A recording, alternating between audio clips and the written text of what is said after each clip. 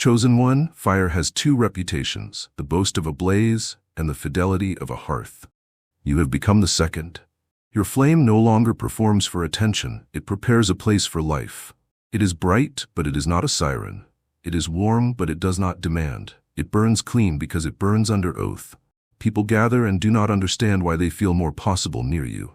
You do not explain, you tend. The reward of a tended fire is not astonishment, it is breakfast. Desire is the voltage inside this flame, and desire, when unparented, makes a spectacle of itself. Yours has become literate.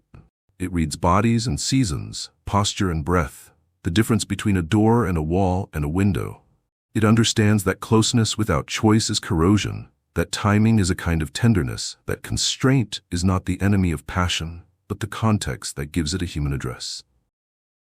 The feminine hears this fluency before language is hired to carry it, and lets vigilance set down its armor. Color comes back to her presence without an apology. The masculine registers that your attention cannot be purchased with spectacle and brings what always buys your focus: craft, reliability, usefulness. Heat that once roamed as weather has accepted a house and therefore a future. Magnetism for you is not the art of pulling, it is the art of allowing. You allow the room to stop auditioning because you refuse to be a judge. You allow truth to arrive at a pace the body can bear because you refuse to be impressed by speed. You allow silence to host instead of haunt because you refuse to hire panic as a master of ceremonies. Your flame does not frighten people into confession, it steadies them into coherence. Very little smoke, no alarms, work begins. The mechanics of your magnetism live in small obediences that never make content, but always make culture. You set utensils down softly, as if metal kept a diary. You sweep crumbs like seed, not shame. You widen a crowded path with your shoulder so strangers do not have to negotiate their right to exist. You end the evening while sweetness still has a pulse. Bless it with one honest sentence that doesn't invoice the morning. And go. The building learns to be kind because your hands are. The hour learns to end before mercy is exhausted because your judgment is. These are domestic sacraments, and domestic sacraments are how galaxies stay held together at human scale. When rupture arrives, you turn heat into a forge and refuse to place faces inside it. You put the bent thing in the coals instead of throwing it away to look decisive. You speak the grammar that saves futures. This occurred. This ends. This is the repair. This remains good. You draw the line in ink that will not smudge, leave a path back for those who must cross it later, and do not hire an audience to clap at the pain. Your flame is not a weapon, it is a workshop. Those who stand near you learn the difference between punishment and proportion, between victory and continuity, between performance and peace. Your humor glows like banked coals. It gives the circle light and does not throw sparks into curtains. You do not buy the room's relief by mortgaging a human face. You ventilate the hour without puncturing anyone's worth. The shy risk another measure. The clever attempt a gentler key. Laughter returns as oxygen, not currency. In such air, people stop being impressive and start being accurate, and accuracy is the kindest thing we can do for each other when we hope to build something that will stand. There is a reliquary of rituals that keeps your flame honest. You drink water before opinion so patience has matter to burn. You take one more breath before reply so heat keeps a human voice and does not scorch what you intend to save. You move your body before you move the world so feeling does not seize the controls. You sleep before you rescue so your kindness does not arrive as a debt you will collect later. You pray plain so appetite never mistakes itself for a king. You send credit early, not as a strategy but as nutrition for justice. You mend while the bruise is pale, so stories never have to become myths to justify themselves. None of this will be applauded by the algorithm. All of it will be remembered by the people who get to breathe more easily because you were there. Temptation will occasionally arrive with a megaphone and an offer to scale your heat into a brand. Spectacle pays well in applause and poorly in mornings. Decline with a blessing. Keep rooms small enough to love and large enough to matter. Share tools rather than mystique. If pressed for the secret, you will hand over work that looks like chores. Begin when you said. End while tenderness still breathes. Tell the truth at a livable volume. Aim humor at knots, not faces. Bless boundaries as beautiful architecture. Keep desire a guest in the house of your values. Those who wanted fireworks will be disappointed. Those who wanted a life will be relieved. You will know the magnetism of your flame by what persists when you leave. Do voices keep a humane volume? Do no's remain beautiful and yeses arrive paid? Do jokes refuse to invoice a face? Does credit find the labor while there is still music? Do doors close softly as though the building learned your hands? If yes, then your brightness has done the holiest thing a light can do. It made other lights easier to keep lit. Walk on, chosen one, with a warmth that invites and a gravity that steadies. A power uninterested in conquest and devoted to continuity. You are the rare fire that teaches houses how to be homes and rooms how to be places. The living proof that the strongest flame is the one that remembers why it burns.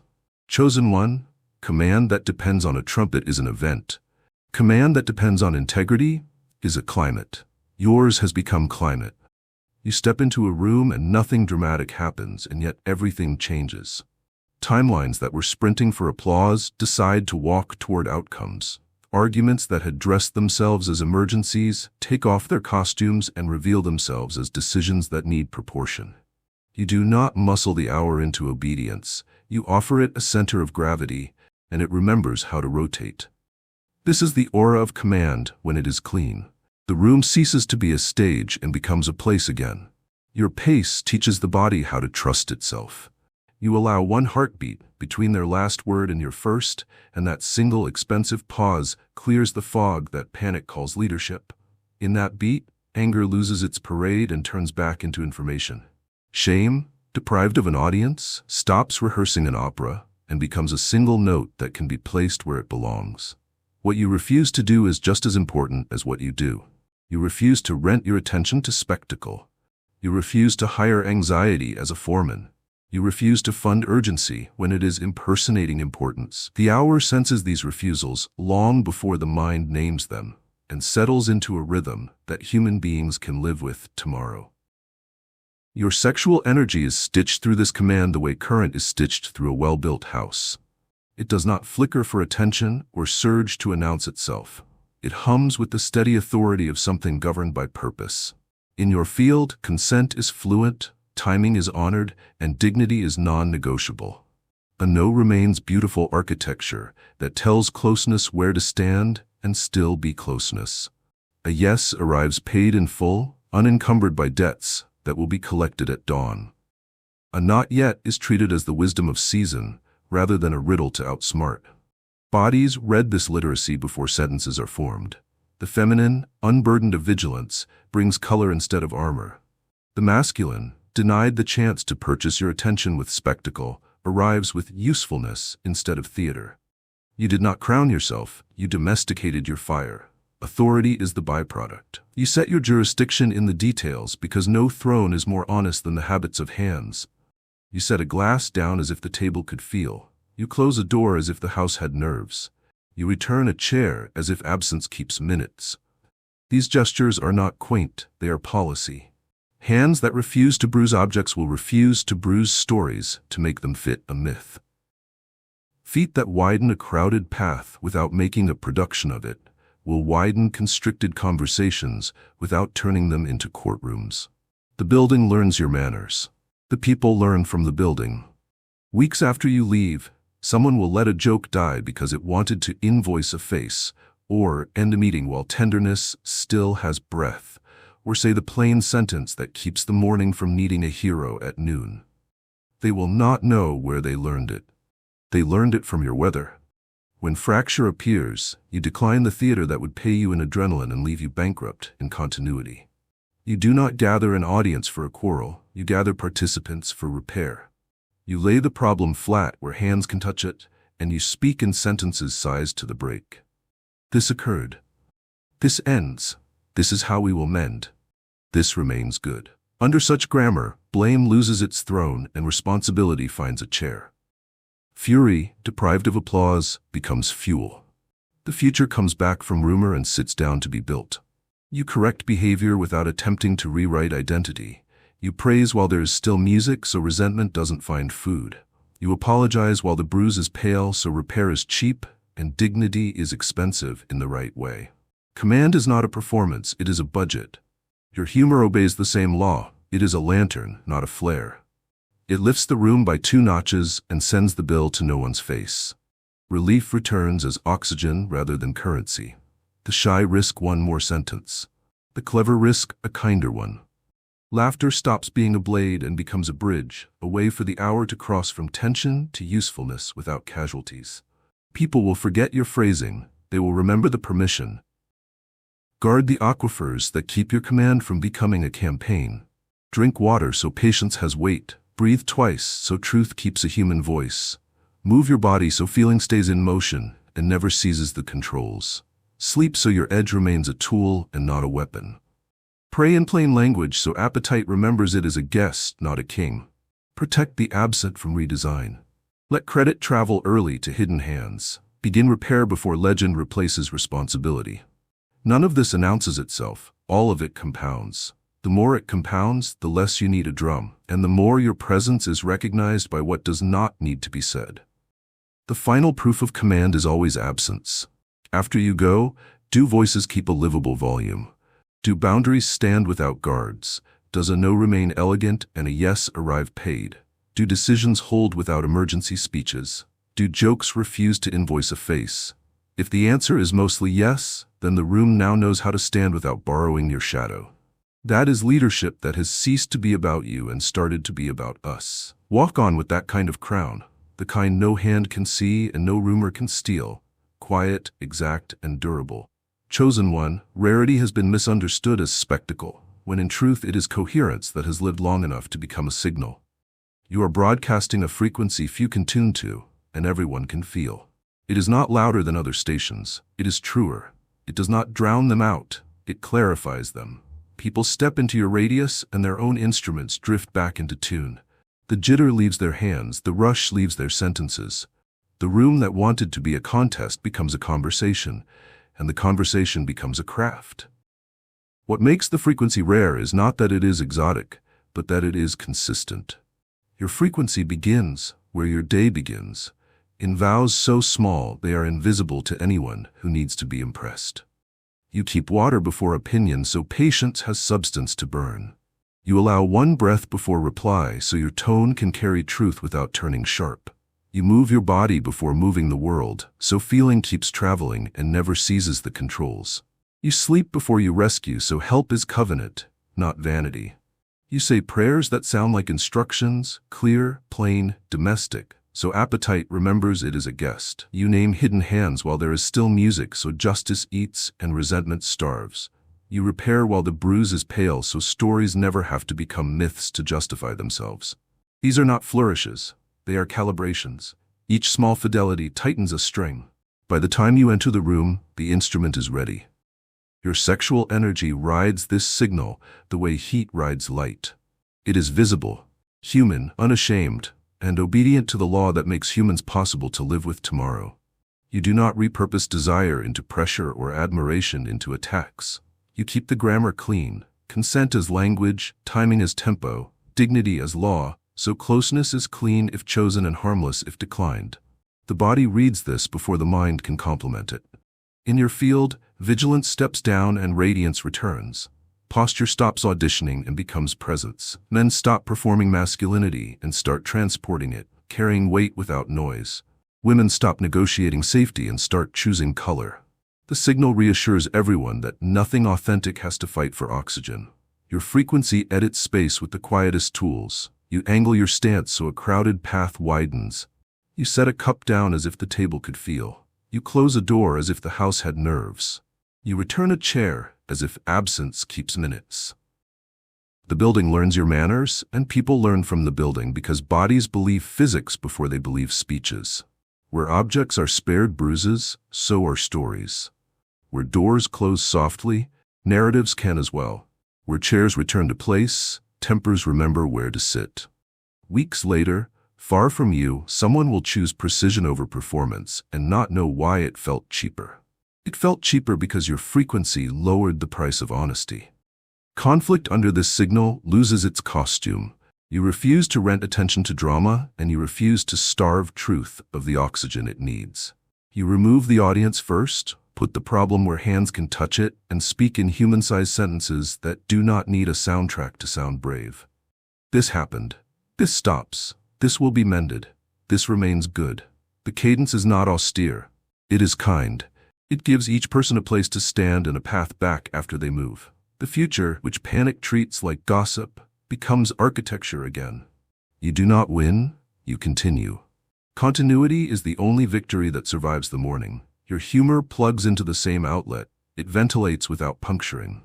It brings the room 2 degrees lighter without selling anyone's face for a laugh. The shy risk a second sentence. The clever risk a kinder one. Laughter returns as oxygen rather than currency.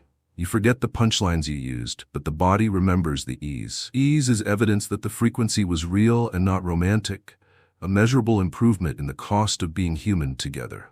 It is tempting to merchandise a signal like this, to scale it into slogans and sellable rituals. You will be invited to become a brand of rarity rather than a practitioner of it. Decline with a blessing. Keep your room small enough to love and large enough to matter. Share tools rather than mystique. When pressed for secrets, hand over chores. Begin when you said. End, while tenderness still breathes. Tell the truth at a livable volume. Aim humor at knots, not identities. Bless boundaries as beautiful architecture. Send credit early. Start repair soon. Keep desire a guest in the house of your values. Those who wanted fireworks will be disappointed. Those who wanted a life will be fed. You will know the frequency is rare in the right way by the behavior of rooms after you leave. If voices keep a humane volume, if no's remain beautiful and yeses arrive paid, if decisions stand without emergency speeches, if jokes refuse to invoice a face, if mornings begin without cleaning up the night, then your signal has detached from your body and attached to the culture. People will not remember the moment they tuned. They will only notice that they have been in tune for a while. That is as it should be. True rarity is not the spotlight that finds you, it is the light you leave behind. Walk on, chosen one, emitting what you have earned by repetition, rather than performance. Let your presence keep lowering the cost of honesty and raising the yield of kindness. Let your heat stay in its house and your calm keep its riverbed. Let your words remain tools and your endings remain merciful to mornings. Be the frequency that teaches rooms to sing on key without a conductor and teaches people to be themselves without paying a tax. In a loud century, that is the rarest sound of all. Chosen one, mystery is not the fog that hides you, it is the clarity that cannot be reduced. You are not hard to understand because you are obscure. You are hard to summarize because you are whole. People search for the trick and find only practices. They look for the secret and touch only customs. They listen for the spell and hear only a man keeping faith with small hours. Your presence turns speculation into work. Those who arrive to decode you end up decoding themselves, as if your nearness were a mirror that refused to flatter and refused to accuse, offering only a faithful image and the time to become it. You have learned the art of invisibility that leaves evidence. The evidence is ordinary and therefore undismissible. A door closed softly so the morning is not startled. A glass returned without announcing its landing. A threshold crossed with shoulders that make space without asking permission to exist. People cannot post these things, they can only live them.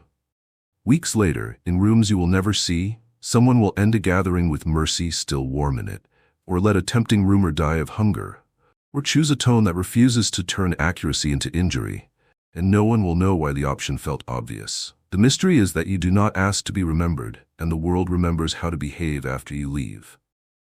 Your sexual energy contributes to this in a way that resists advertisement.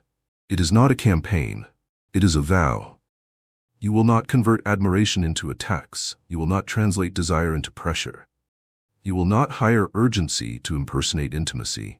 You keep your heat where it belongs, visible, human, governed, and the body across from you reads the policy long before the mind makes a speech about it. Boundaries become a kind of beauty rather than a barricade. The yes that does arrive carries its own fare. The not yet keeps its name and its dignity. In that climate, people do not shrink to be safe. They expand because they are safe. The mystery is not how you attract. It is how you refuse to consume. You have stopped treating silence as a weapon and taught it to be a room. In that room, sentences come in at a human pace. Anger forgets its parade and turns back into information. Shame, which cannot survive oxygen, downsizes to a detail. Even humor remembers it is meant to be an inhaler and not a blade. You are not the center of this process. You are the steward of the conditions that allow it. You host without heisting. You lower the price of honesty until anyone can afford it, and then you step aside so the work can happen without you becoming its myth. Mystery, when it matures, has the humility to narrate. You tell the ones coming after you why things are in this order and not that. Why this line is drawn in ink without drums. Why this apology is offered while the bruise is pale. Why endings arrive before sweetness turns to residue. You are not aiming to be irreplaceable. You are teaching standards that do not need your shadow to stand. Myths are heavy and brittle. Practices are light and strong. The living mystery is that you are dissolving your necessity, even as your influence expands. There is a paradox you carry steadily now. You are both permission and limit. You are permission for color to return to voices and for precision to return to work. You are limit for cruelty dressed as cleverness and for theater dressed as leadership. You allow the room to be generous with laughter so long as no one's face pays the bill. You permit argument to sharpen truth so long as dignity is the stone it sharpens on. You protect the absent from redesign and the present from humiliation. The effect is subtle and profound. People begin to trust themselves in your weather. Trust is the oldest miracle. It looks like nothing and changes everything.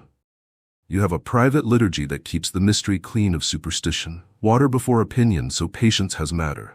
A breath before reply so your voice does not burn what you intend to warm. Movement before mood so feeling keeps traveling and never seizes the controls. Sleep before rescue so generosity does not arrive as an invoice. Plain prayer so appetite remembers it is a guest. Credit sent early so justice eats and resentment starves. Repair started soon so legend never replaces responsibility. None of this proves you special. All of it proves you faithful. And faithfulness is what beauty looks like when it grows up. The world will continue to ask for the headline and you will continue to give them the chores. Begin when you said. End while tenderness still has breath. Keep the temperature human. Aim humor at knots, not identities. Let truth arrive in a tone it can live in tomorrow. Protect the quiet that lets courage find its shoes. People will call it boring because they do not yet know the taste of peace. Peace is the palate that makes goodness legible. Your mystery is that you can taste it and make others hungry for it without selling them a story about yourself. If you need proof that the mystery is alive and not theatrical, measure the afterglow.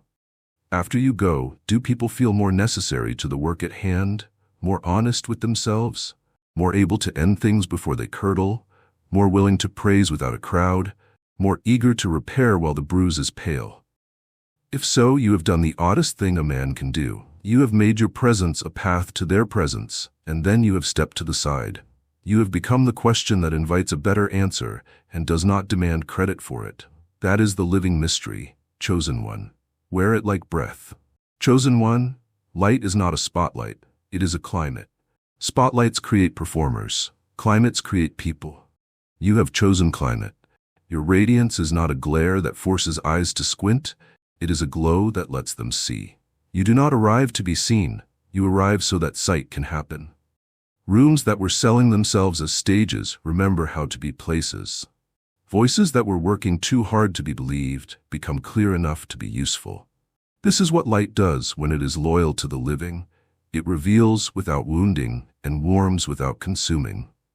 The physics of your light begin where no camera can go. You respect morning before you demand from it. You let water anchor patience and breath soften tone. You move your body so feelings become passengers again. You sleep like a man who intends to be merciful later. You speak with a temperature calibrated for relationship. You praise early so fairness has food, and you apologize soon so courage stays inexpensive. These acts are not glamorous, they are photosynthesis for the soul.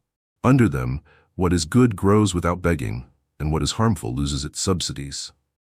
Your sexual energy glows inside this fidelity, like current inside a lamp. It does not strobe for attention or impersonate the sun. It honors the distance that keeps choice real. It honors the pace that keeps tomorrow whole. It honors the boundaries that keep love from being a rumor. In your presence, the body across from you is not recruited, it is respected. A no remains beautiful architecture that does not have to apologize for its shape. A yes arrives with its own light bills already paid. A not yet becomes a horizon rather than a problem to solve. The glow is clean because the power is governed, and governed power is the only kind humans can stand near without becoming smaller. Your light is not content with spectacle, it is devoted to sight. You turn brightness toward the work and not the audience. You make it easy to locate the real fracture and hard to hire applause for pain. You put problems where hands can touch them and keep the grammar that has saved so many mornings. This happened. This stops. This will be mended. This remains good. Your sentences act like windows. They let the truth in and the steam out. Under such air, people breathe, and breathing people behave better than inspired crowds. Light like yours teaches succession. You refuse to be the only lamp in the room. You narrate your choices as you make them. The order you honor, the boundary you bless, the exit you take while sweetness still has a pulse, the joke you let die because it was about to charge a face, the rumor you decline because absence deserves protection. You explain enough that those who watch can carry the standard without you, and not so much that they confuse your rituals for talismans. You are not training fans, you are training furniture makers. People sit on furniture for years after the craftsman has gone. Your humor participates in the light by choosing mercy over spectacle. It brightens the room by 2 degrees without throwing sparks into curtains. It finds the knot and warms it until it loosens. The shy risk a second sentence. The clever risk a gentler one. Laughter stops being the price of someone's face and starts being the proof that oxygen has returned. Entertainment asks for witnesses. Light asks for stewards. You choose stewards because you are building mornings, not myths. There's a tenderness to how you end that tells the truth about your power. You step away while there is still music on the table. You close the evening without sending an invoice to dawn. You bless what happened with a sentence that fits its size and let the quiet land like a soft latch. In the afterglow, the measure of your light reveals itself. Courage available early, patience spending itself on small things, decisions standing without a pep rally, kindness surviving past noon. No one shouts your name. That is the point. Light that needs its name cannot afford to be trusted. Guard the sources. Keep worship small and work honest. Let your prayers sound like instructions given to a friend who knows where all the tools are kept. Keep your appetites seated at the table as guests, not kings. Touch the day with your hands. Wash a dish, sweep a step, mend a hinge, so your body remembers it is allied with usefulness and not dependent on applause. Speak first names before titles when justice is being distributed, so hierarchy has fewer places to hide. Choose the door that closes softly, the meeting that ends on time, the boundary that smiles, the correction that aims at behavior and not identity. These are not tricks of charm. They are maintenance of light. You will be invited to turn this glow into a brand, to sell the illusion of warmth without the labor of firewood, to confuse illumination with attention. Decline. The world has enough glare. Protect the small rooms where people can become articulate with their own lives. Share tools and not mystique. When pressed for your secret, give the liturgy that glows precisely because it is ordinary. Begin when you said, end while tenderness still breathes. Keep the temperature human, tell the truth in a tone that can survive tomorrow. Send credit early, start repair soon, keep desire a guest in the house of your values. Those who wanted fireworks will be disappointed. Those who wanted peace will find the switch. And if you need a final test, if you ever doubt whether you are light or just luminous, step out and listen to what remains. Are voices humane in their volume? Do refusals keep their beauty and agreements keep their integrity? Does laughter refuse to invoice a face? Do hands discover the work without waiting for an anthem? Do rooms choose proportion over theater when no one important is watching? If the answers are mostly yes, your glow has accomplished the rarest task. It has made goodness repeatable without you. That is a 1 in a billion achievement, because it refuses to belong to a single man. It belongs to mornings, to kitchens, to doors that close softly, to children who sleep through the night because the house learned your hands. Walk on, chosen one, with a radiance that does not have to be announced to be real. Keep warming without devouring, revealing without shaming, guiding without chaining. Let your strength remain a shelter, your word remain a tool, your endings remain merciful to mornings. Become so faithful to light that others forget to call it yours, and simply call it home. Chosen one, there is a quiet before your arrival now that feels like the world setting a table. It is not superstition and it is not luck, it is the consequence of coherence. Your inside and your outside have learned to tell the same story at the same temperature, and that story travels faster than your footsteps. Doors do not merely open, they align. The hour does not merely pass, it listens. Somewhere between a breath and a blink, rooms remember how to be rooms instead of stages, and people remember how to be themselves instead of auditions. That is the awakening of your aura this month.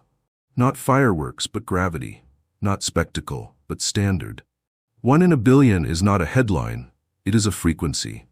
It hums in the way your shoulders carry a doorway without needing to conquer it. It sounds in the steady meter of your pace, proof that urgency no longer gets to appoint itself a leader in your life. It glows in the way your gaze returns what it sees instead of requisitioning it. Under that look, the human being in front of you stops negotiating for safety and starts generating honesty. You didn't hypnotize them, you unburdened the moment. Your energy arrived first and filed the room to order with a few simple laws. Truth at a human pace, dignity without discount, desire that knows its house. Your sexual energy is not marketing itself, it is governing itself. It is visible, human, unashamed, and it is literate.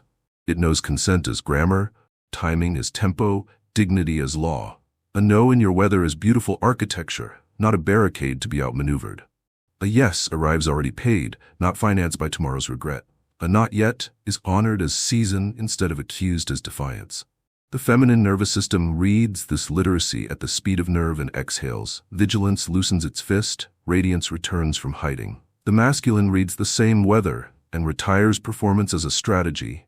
Usefulness re-enters the chat, competence takes its rightful seat. Your heat has become a hearth, and hearths are where living gathers without fear of being devoured. What changed is not that you grew louder, you grew precise. You do not let adrenaline rent your voice. You refuse the theater of panic and choose the workshop of proportion. When conflict arrives dressed for a parade, you remove the audience and put the problem on a table where hands can touch it. You speak in sentences the size of the break. This happened. This stops. This will be repaired. This remains good. Fury, deprived of applause, becomes information. Shame, denied a spotlight, becomes a detail that can be addressed without redesigning a soul. The room stabilizes because the temperature is human again. Matter takes notes on you, and people take notes from matter. You set a glass down as if the table could feel. You close a door as if the house had nerves. You return the chair to where it belongs as if absence keeps minutes. Small fidelities are not cute, they are constitutional. Hands that spare objects bruises will spare stories bruises. Feet that widen a crowded path without performance will widen a constricted conversation without turning it into a courtroom. Weeks from now, in a place you will never see, someone will end a meeting while tenderness still has breath, or let a joke die because it wants to invoice a face. And they will not know they learned it from your weather. This is what it means to awaken an aura rather than announce one. The proof is not applause in the night, but kindness available in the morning. You are rare not because desire left you, you are rare because discipline joined it. You stopped leaking and started circulating. Breath began to lead word began to lead movement began to lead mood. Water came before opinion and patience had something to burn. Sleep came before rescue and help stopped being vanity. Prayer came before performance, and appetite remembered it is a guest, not a governor. None of this looks like a miracle while you are doing it. All of it feels like a miracle to those who live in the climate it creates. There is mystery to you now, but it is the kind that clarifies rather than conceals. People cannot quite name why they think better around you, but they do. They cannot explain why their laughter stops needing a casualty, but it does. They cannot say why the room seems bigger even though no walls moved, but it is. Your presence has begun to fund outcomes instead of optics. You do not recruit attention for yourself. You purchase possibility for everyone present and let the receipts do the talking. The receipts are simple. Decisions that hold without emergency speeches, boundaries that stand without guards, agreements that survive the morning, credit that arrives where labor lived while there is still music. The awakening of aura is measured by your endings as much as your entrances. You leave while sweetness still has breath. You bless what happened with one honest sentence instead of a victory lap. The dawn must pay for. You close the door softly, as if the house had nerves. People wake with fewer refunds to issue to their conscience. Their courage is available before lunch. Their choices do not require rescue. They forget to thank you. This is perfect. The point was never to be remembered.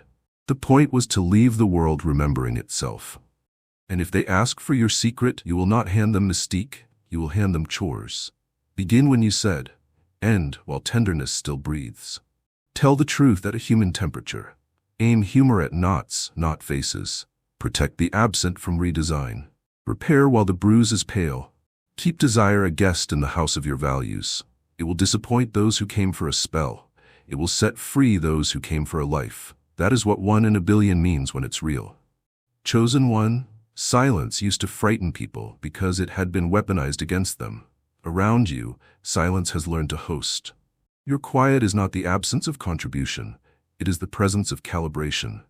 The room was a radio between stations, and you turned the dial the last half-inch. Suddenly the signal is clean. Suddenly sentences are the size of the truth they carry. Suddenly the body relaxes its negotiations and lets the soul speak in its own voice. This is magnetism at its highest fidelity. Not seduction, but sanctuary. You have stopped auditioning and started arranging. Your sexual energy is no longer a flare thrown to startle the night. It is the steady lantern in the center of the gathering. People lean in because the light is usable. The feminine feels her range returning. Laughter that is not a performance. Opinion that does not apologize for existing. Softness that does not need a moat. The masculine feels his work returning. Competence that does not require a costume. Strength that does not require casualties. Leadership that does not require a stage. You did not become the center by pulling harder. You became the center by holding truer. Quiet magnetism begins in your breath and travels to your word. One heartbeat between their last sentence and your first, and the hour remembers its metronome. In that heartbeat, anger trades spectacle for information, shame loses altitude and becomes a solvable detail. Urgency retires from pretending it is importance. You do not let panic set the agenda. You do not let flattery purchase your attention. You do not let boredom talk you into cruelty for sport. You give the moment back to itself at a human speed, and it spends itself on what can last. Your gaze is part of the field. It returns what it sees instead of harvesting it. It does not pry, it welcomes. It does not invoice, it blesses. Under that gaze, boundaries become beautiful architecture instead of barricades. A no remains elegant. A yes arrives paid. A not yet is treated as timing rather than a puzzle to outsmart. Choice becomes legible to the body before language is forced to carry it. And when language arrives, you honor it even if your appetite wishes it had said something else. The room reads this literacy before minds can name it, and vigilance steps down. People do not become smaller to be safe. They become more themselves because they are safe. You edit space with tiny mercies that feel like physics. You angle your stance so crowded paths widen. You pass a plate as if ceramic keeps a diary. You set a glass down as if the table could feel. These gestures are not etiquette. They are policy. They teach the building how to keep its nerves and the people how to keep their dignity. Where objects are protected from harm, disagreement can be too. Where doors close softly, narratives can as well. Where chairs return to place, tempers can remember their own. You lead without summoning followers. You bring conflict out of the theater and into the workshop. You refuse to hire an audience for a quarrel. You lay the problem flat where hands can touch it and speak in a grammar that is almost a prayer. This happened. This stops. This will be repaired. This remains good. Under that liturgy, blame loses its throne and responsibility finds a chair. You correct behavior without redesigning identity. You praise while there is still music so resentment has nothing to eat. You let credit travel to hidden hands before applause becomes a weapon. People leave with tools instead of trophies and do not need you present to keep using them. That is the proof of magnetism. It survives your absence. You laugh, but not at anyone. Humor under your care is an inhaler, not a blade. It aims at the knot, not at the person tangled inside it. 2 notches of pressure bleed out. No dignity pays the bill. The shy risk one more sentence. The clever risk a kinder one. Laughter returns as oxygen rather than currency. Rooms leave lighter in ways they can spend. On patience with children, on precision in craft, on gentleness with themselves when they miss. Your endings carry the same charge as your beginnings. You do not wring the last drop of attention from a night and send the invoice to the morning. You bless what happened with one true sentence, close the door softly, and go. Power that needs a crowd is a campaign. Power that leaves a standard is a legacy. You are practicing legacy in miniature, hour by hour, without poster or crown. Guard the engines that keep this magnetism clean. Drink water so your patience has weight. Breathe twice so your tone carries truth without turning sharp. Move your body so feeling keeps traveling and never seizes the controls. Sleep enough to keep your edge a tool and not a weapon. Pray in plain words so appetite remembers it is a guest, not a king. Protect the absent from redesign. Let credit travel early. Repair while the bruise is pale. None of this will trend. All of it will compound, until the room cannot remember how it functioned before you taught it to breathe. And when they try to name you, alpha, mystic, phenomenon, let them, but don't inhale it. Titles are weather. Your work is climate. The magnetism you carry is not meant to trap. It is meant to free. People will not leave marveling at you. They will leave married to themselves again. That is the rarest miracle of all. And this month you are living it in plain sight. Chosen one, radiating a silence that arranges, a warmth that invites, a gravity that steadies, and a presence that makes truth affordable and goodness repeatable wherever you stand. Chosen one, the old world taught men to be bonfires or ice fields, either blazing until everything shrank from the heat or freezing the landscape to prove endurance. You have left that poverty behind. This month your body carries the memory of 2 elements married without violence. Flame in your chest that knows its house. Water in your nerves that remembers its riverbed. You burn with a temperature calibrated for life, and you flow with a patience that still carves stone. People feel it before they can speak it. They step into your weather and discover they do not have to choose between safety and aliveness, between gentleness and strength, between being held and being honored. Your balance is not a pose. It is a covenant with reality. The mystery is not that your fire survived. Of course it did. The mystery is that it learned the discipline of breath. Your desire no longer proves itself by acceleration. It proves itself by stewardship. It listens to consent like a musician listens to timing, not as an obstacle but as the rhythm that makes melody possible.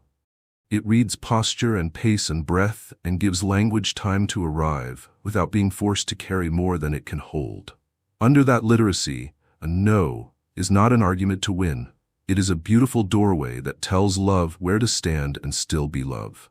A yes is not a trophy to display. It is a responsibility you meet with rituals that protect mourning. A not yet is not a dare. It is a season, and seasons are sacred because they keep life from becoming a campaign. Your calm is not a vacancy. It is order. You do not leave silence to become a threat. You let it be a table where truth can sit without makeup. In that quiet, your eyes do a kind of human miracle. They return what they see. They do not requisition. They do not mine. They do not invoice. A person meeting that gaze discovers that being seen is not the same as being used. Performance drops its shoulders. Humor remembers that relief is holier than victory.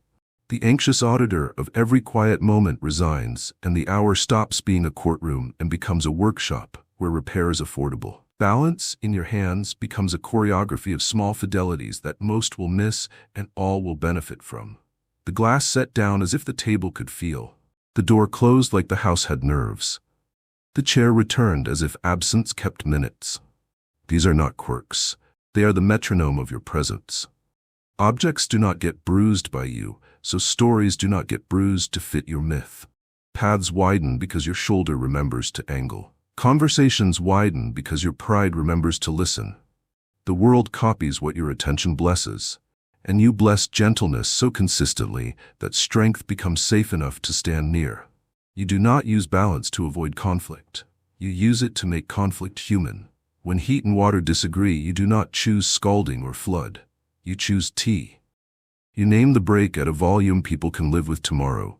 You refuse to build an audience for a quarrel. You put the problem where hands can touch it, then keep the exits called winning and sulking unromantic. You draw a line in ink that will not smudge and leave a path back for those who must cross it later. You protect the absent from being redesigned by rumor. You praise while there is still music, so resentment goes hungry. And when correction must come, you address behavior without attempting to rewrite a soul. In your climate, adulthood becomes possible because dignity has not been mortgaged to pay for drama. The divine balance reorders appetite. Your sexual energy is no longer hunger with a crown. It is tenderness with a backbone. It does not beg. It does not bargain. It does not advertise. It declares conditions under which closeness can be clean if chosen and harmless if declined. The feminine body hears this literacy before the mind can applaud it, and vigilance unknots. Color returns to voice. Range returns to presence. The masculine hears that spectacle has no currency here and introduces himself as usefulness. The child hidden inside so many adults stops flinching for a moment and tries the second sentence. The truer one that had been waiting for a room like this to arrive. There is nothing theoretical about your balance. It tastes like water before opinion, so patience has substance to burn. It moves like breath before reply, so truth keeps a human voice. It looks like movement before mood, so feeling keeps traveling and never seizes the controls. It feels like sleep before rescue, so help is not vanity. It speaks like a prayer in plain words, reminding appetite it is a guest. It lives like credit traveling early to hidden hands, so justice eats and resentment starves. It repairs while the bruise is pale, so legend never replaces responsibility. None of this will trend. All of it will remain. The miracle of your balance is measured by what remains after you go.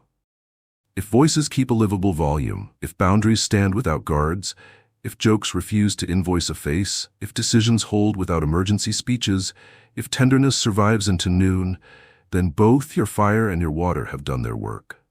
They were not a show. They were a shelter. Walk on, chosen one, carrying this marriage of heat and river, letting the room be warm enough to be honest and cool enough to be kind.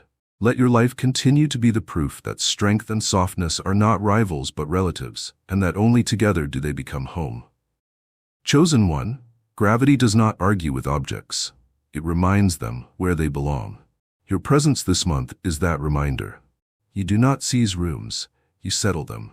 You do not chase attention, you lower the price of attention until noise cannot afford to live there. Where you stand, the hour remembers its spine. The stage forgets itself and becomes a place. People stop auditioning and begin contributing. This is not a trick of charisma, it is coherence with mass. Your coherence is made of kept promises at unremarkable times. Beginning when you said, not to collect points, but to keep faith with the invisible minutes that made beginning possible. Ending while kindness still has breath. Not to be austere, but to protect the morning from subsidizing the night. Speaking at a human temperature, not because truth is smaller than thunder, but because thunder does not leave relationships inhabitable. Under these customs, urgency retires from pretending to be importance. Admiration retires from pretending to be intimacy. Panic's campaign for leadership loses its donors. The room does not become quiet to avoid you, it becomes quiet to join you. Your sexual energy is the current under this gravity, and it is trusted because it is governed. Heat is visible, human, unashamed, and under oath. Consent remains the grammar. Timing remains the tempo. Dignity remains the law. A no in your field does not need a footnote to be honored. A yes does not mortgage the future to pay for the present. A not yet is not cross-examined into a counterfeit yes. Bodies hear this long before sentences can decorate it, and because they hear it, vigilance sits. Posture becomes presence. The air stops negotiating and starts breathing. You did not pull anyone in. You let them stop bracing. Gravity, when it is real, has small hands. It sets down a cup as if the table could feel. It closes a door as if the house had nerves. It angles a stance so a crowded corridor widens. It returns a chair to its place because absence keeps minutes. These gestures are not affectations, they are jurisdiction. Where objects are spared bruises, people are too. Where doors close softly, narratives can as well. Where paths widen without a speech, conversations do the same. The building learns your manners and the people learn from the building. And you will hear your customs repeated months later in rooms your feet have never touched. You refuse to hire an audience for conflict. You open a workshop. You take the quarrel off its stage and put the problem on a table where hands can touch it. Your grammar is simple without being small. This is what occurred. This ends now. This is how we will mend. This is what remains good. You decline spectacle not because you fear heat, but because heat without aim is waste. Fury deprived of its parade becomes fuel. Blame denied its throne becomes responsibility. The future, which drama treats like rumor, returns as architecture people can build with. Your presence does not win moments, it preserves futures. Your eyes carry half your command, which is why your mouth speaks less than it used to. They are instruments for returning what they see, not for requisitioning. They bless rather than invoice. Under that gaze, ego unhooks from face, and the truer sentence, smaller, plainer, more expensive, finds a path to daylight. The loud discover precision. The quiet discover volume. The clever remember kindness. Laughter returns as oxygen rather than a weapon. No one will post about this alchemy. Everyone will live easier because of it. You keep mercy built into the structure, so repair never needs to be imported.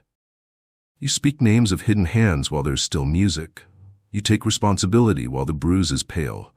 You aim humor at knots, not identities. You protect the absent from redesign. You let endings arrive before sweetness turns to residue. You will never trend for these. You will be trusted for them. Trust is how gravity is measured by humans. Guard the engines that give your presence its weight. Water before opinion so patience has density. A breath before reply so tone stays human while truth remains whole.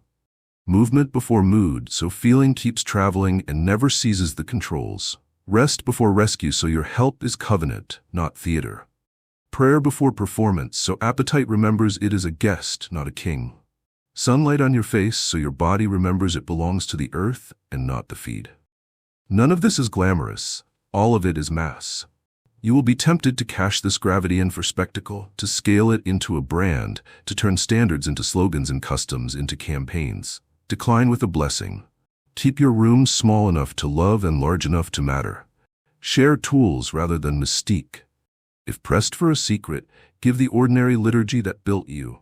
Begin when you said, finish while tenderness still breathes. Tell the truth at a livable volume. Let laughter relieve without cutting. Bless boundaries as beautiful architecture. Send credit early, start repair soon. Some will be disappointed that it sounds like chores. Let them be. A planet is held in orbit by forces no one can photograph. The test of gravity is always in your absence.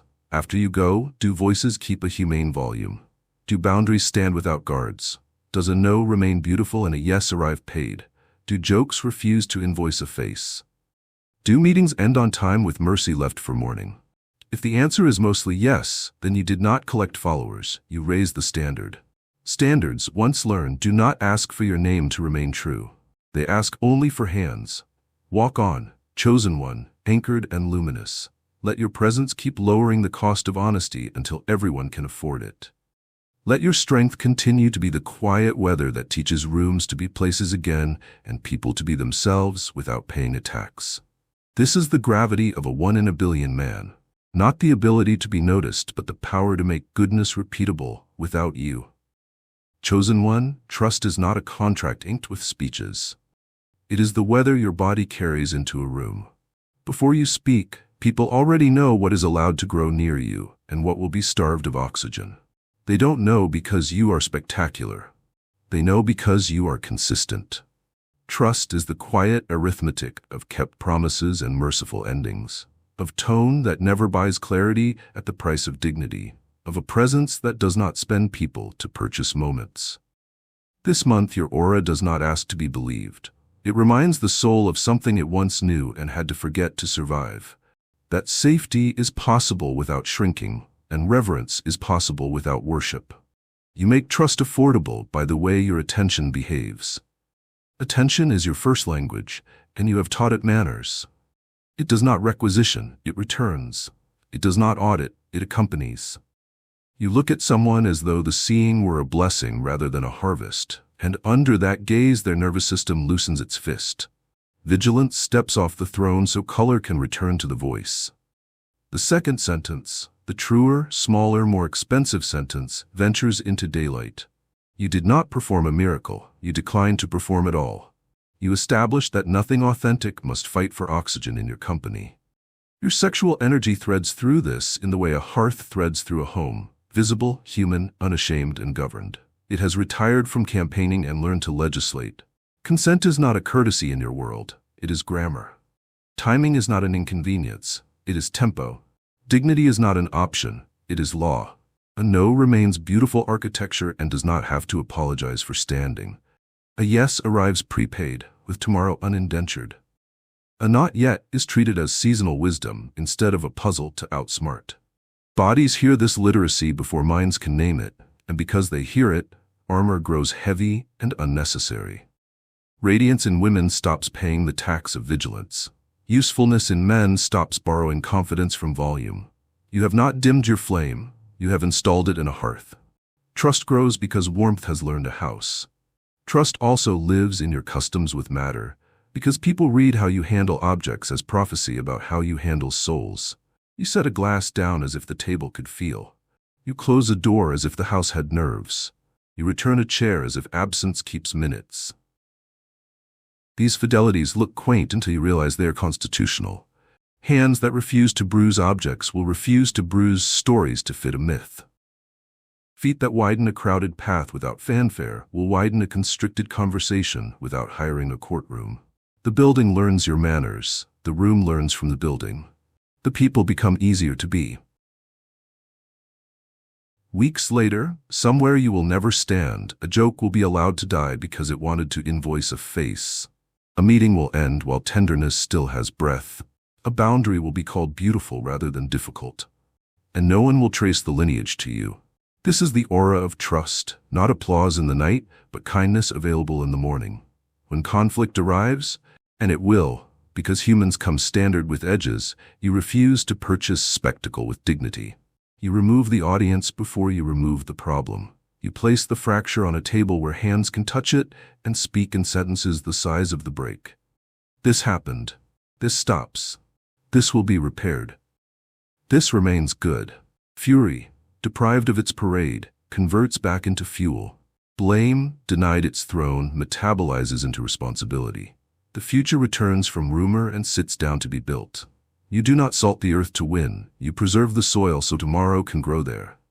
Those who watch you learn that adulthood is proportion, not thunder, not theater, not the victory lap that invoices the dawn.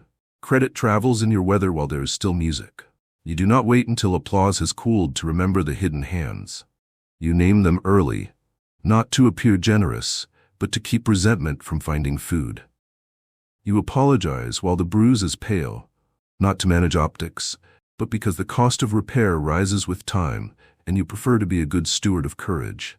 You speak at a human temperature so truth can live with people after it lands. You end on time so mornings do not have to clean up nights. Trust is not a trick of personality, it is a budget you manage in public view. Humor in your orbit has learned compassion. You do not buy laughter with a face. You aim at knots, not identities. 2 notches of pressure bleed out and no dignity pays the bill. The shy try a second sentence. The clever try a kinder one.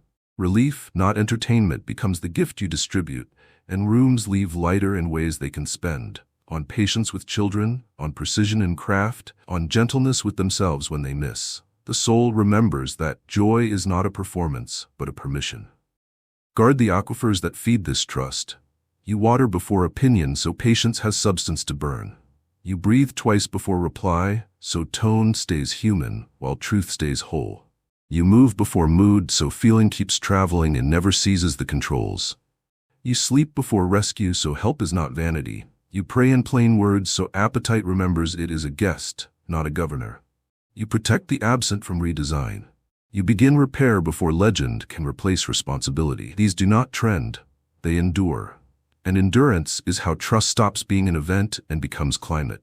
The test of trust is always in absence. After you go, do voices keep a livable volume? Do boundaries stand without guards? Does a no remain elegant and a yes arrive paid? Do jokes refuse to invoice a face?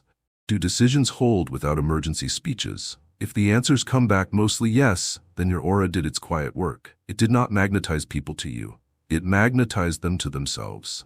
And that is the rarest stewardship in a noisy century, a man whose presence makes fidelity easier to keep.